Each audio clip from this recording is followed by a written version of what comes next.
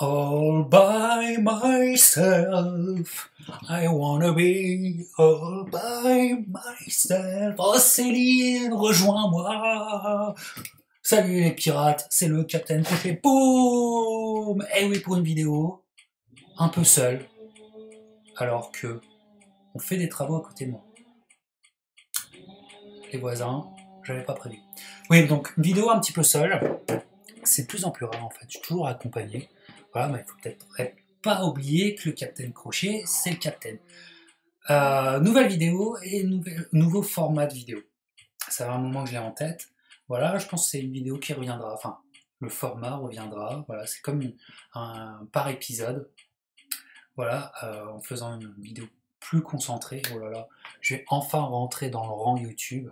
Tu sais, condensé, concentré. Bref, un vrai petit jus d'orange. Avec une série de vidéos et une série de discussions sur des combats en eux-mêmes. Voilà, je vous en avais parlé dernièrement dans une discussion, je vous disais, au-delà des boxeurs qu'on aime, parfois il faut aimer le combat pour lui-même, indépendamment des boxeurs qui, euh, qui sont actifs. Euh, et j'ai quelques exemples justement. J'ai quelques exemples de combats à retenir, à étudier, et, qui, extrêmement intéressant si j'avais une école de boxe, s'il y existait des écoles de boxe. Je pense que ça serait à montrer à tous les étudiants des combats indispensables à connaître. Et pourtant, ces masterclass, parce que c'est de ça dont on parle, ces masterclass sont des combats déjà oubliés.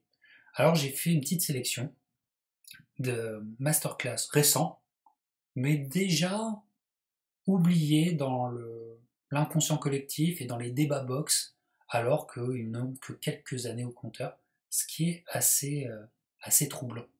Voilà. Alors aujourd'hui, mon dévolu sur un combat référence, un masterclass à étudier, se porte sur, et je vais vous le montrer tout de suite, se porte sur ce combat.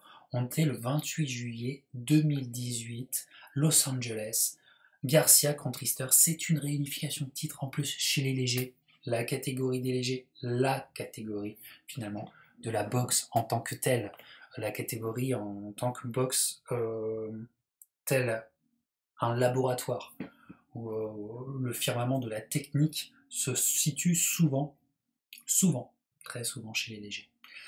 Et Garcia Easter a été un combat qui finalement est un peu passé dans la trappe de l'histoire puisque l'année suivante, Garcia fera une tentative chez les Walter, donc chez les Walter contre Errol Spence, ça ne passera pas.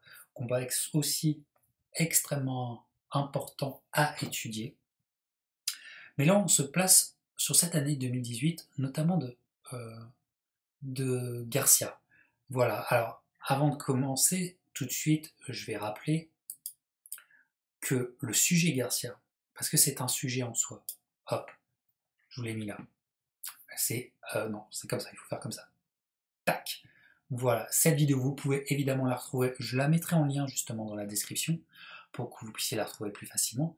C'est le portrait de carrière, le portrait d'homme que je fais de Mickey Garcia, que je vous ai fait à peu près il y a un an de ça, voilà, que vous pouvez retrouver assez facilement, où je vous exprime que pour moi, Garcia est un sujet passionnant, un sujet en soi, puisque je pense un combattant plus intelligent que la moyenne, ça on peut tous en convenir, et qui a fait en faisant des choix de carrière radicaux, a montré qu'il était l'homme aux manettes, c'était le commandant de sa propre carrière, et que en cela, finalement, c'est un personnage assez rare.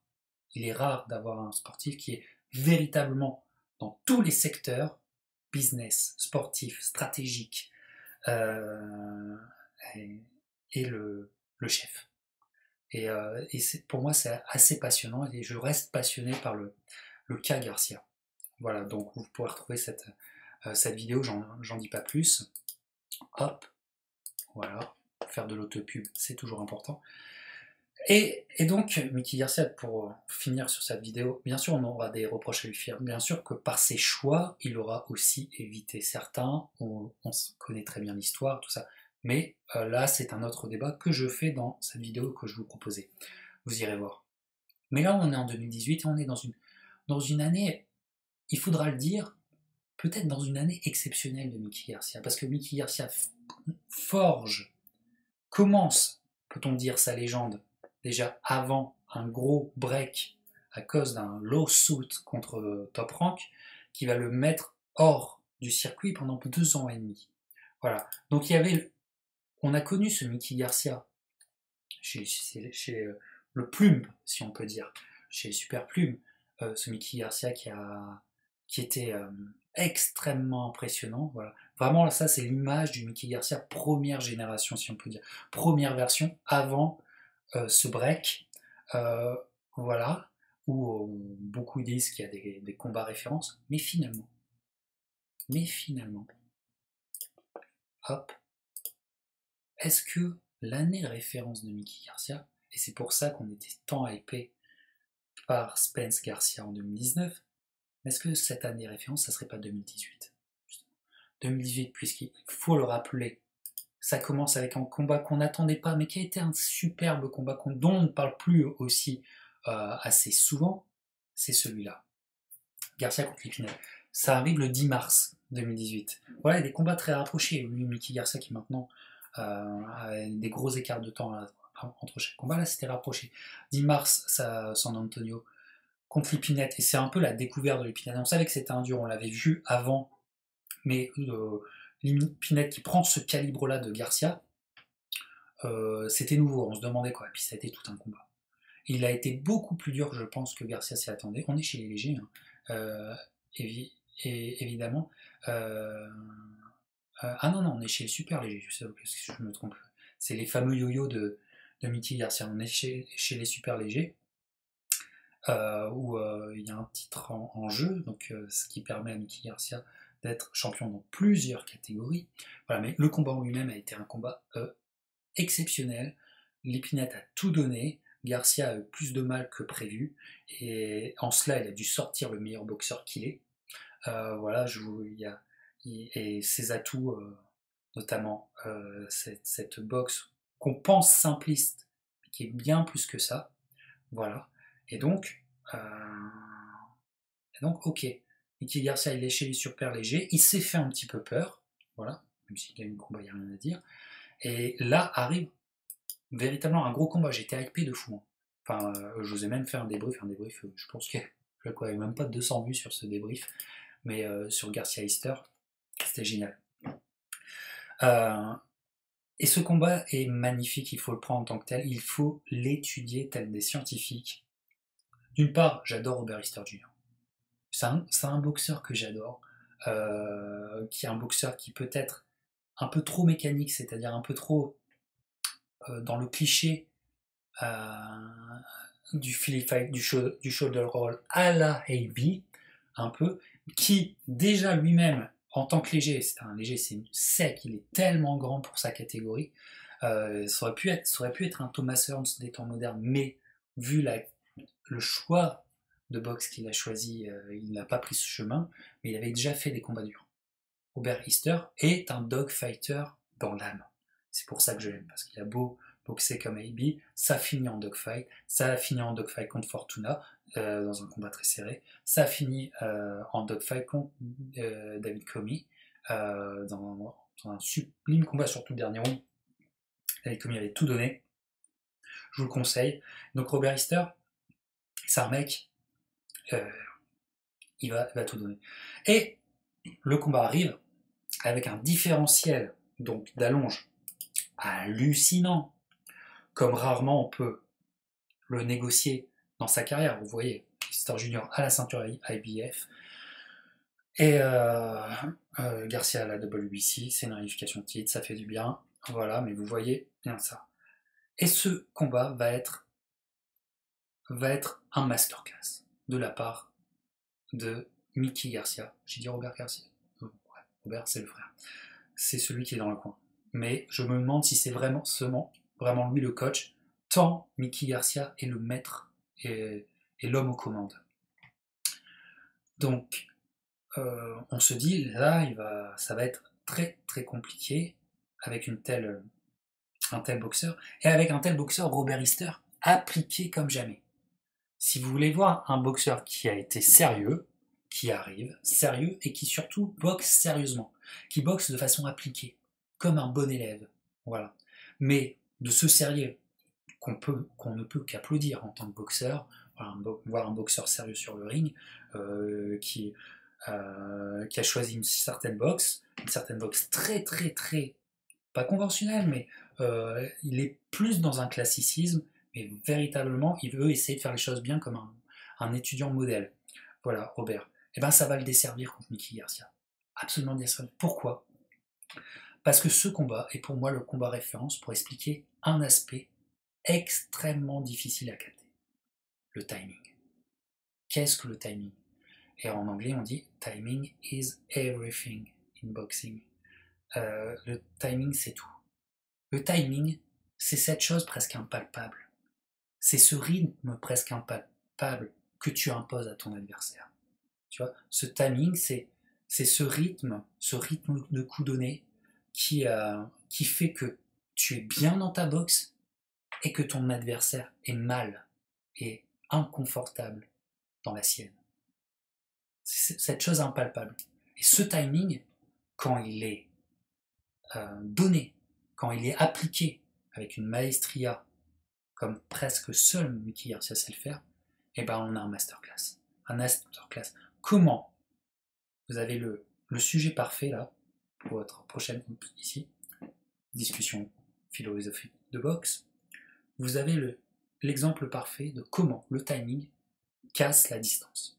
Il n'y a plus de distance, il n'y a plus de problème de distance pour Mickey Garcia à partir du moment où il communique, où il laisse parler son timing. Il n'y a plus de problème de distance, il n'y a plus de problème de taille, il n'y a plus de problème, et c'est tellement beau que sur crochet du bras avant, après 1, 2, 3, crochet du bras avant, il mettra sur les fesses, il mettra 2 fois sur les fesses Easter, si je me souviens bien dans ce combat, avec un crochet du gauche qui est en soi, regardez cet enchaînement qui est en soi le timing parfait. Il est dans son timing et Easter n'est jamais déjà dans le sien, mais il n'arrive jamais à, je dirais, contrôler ou répliquer à ce rythme sournois que Garcia lui impose. C'est magnifique à voir, ce rythme de coup évidemment. Voilà, c'est magnifique à voir. Alors c'est un combat qui va aux 12 rounds. Y a-t-il plus spectaculaire comme combat? Évidemment qu'il y a plus spectaculaire. Mais quand on est dans une recherche précise, et là on parle du timing, je crois qu'il n'y a pas mieux pour étudier. Il n'y a pas mieux pour étudier. Et je vous le conseille. Tout est... je vous le conseille fortement, pertinemment.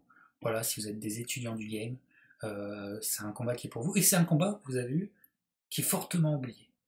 Et pour moi, c'est peut-être, ça fait partie de ces combats qui feront que normalement on devrait garder bien en mémoire quand on parle du cas Garcia. Voilà. Garcia Easter, c'était le 28 juillet 2018. Vous êtes des étudiants du game. Le timing est extrêmement difficile à comprendre. Ça va vous sauter aux yeux.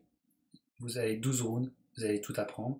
Et c'est aussi, parce que c'est une question de timing, vous allez comprendre, c'est aussi sera exemple de la boxe en tant que escrime des points.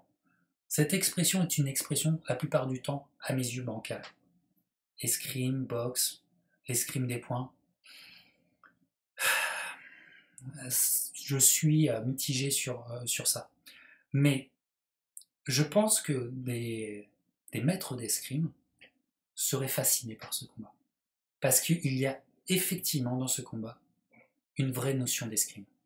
Je pense que regarder ce combat et aller voir des grands duels d'escrime, notamment aux Jeux Olympiques, vous allez voir, regardez, regardez la recherche d'appui de Mickey Garcia, regardez le timing chez les escrimeurs. Le timing is everything. Et ce combat me l'a fait comprendre. Donc, escrime des points, c'est facile à dire, mais c'est difficile à expliquer ou à illustrer par des combats. Vous en avez un. Voilà, vous en avez un. Easter contre Garcia, c'était de la balle de timing. Voilà. C'était mon premier masterclass oublié dont j'avais envie de vous parler. Un autre arrive très vite, et un autre ensuite. Voilà, des petites capsules, on est bien, on ne prend pas trop de temps. Voilà, conseil de visionnage, vous m'en direz des nouvelles, vous me direz si cette petite capsule vous plaît, parce qu'il y en a d'autres qui vont arriver, et puis les autres aventures du Captain Crochet, discussion Hall of Fame, libre antenne box, arrivent, et évidemment, portez-vous bien mes pirates, allez ciao, boum.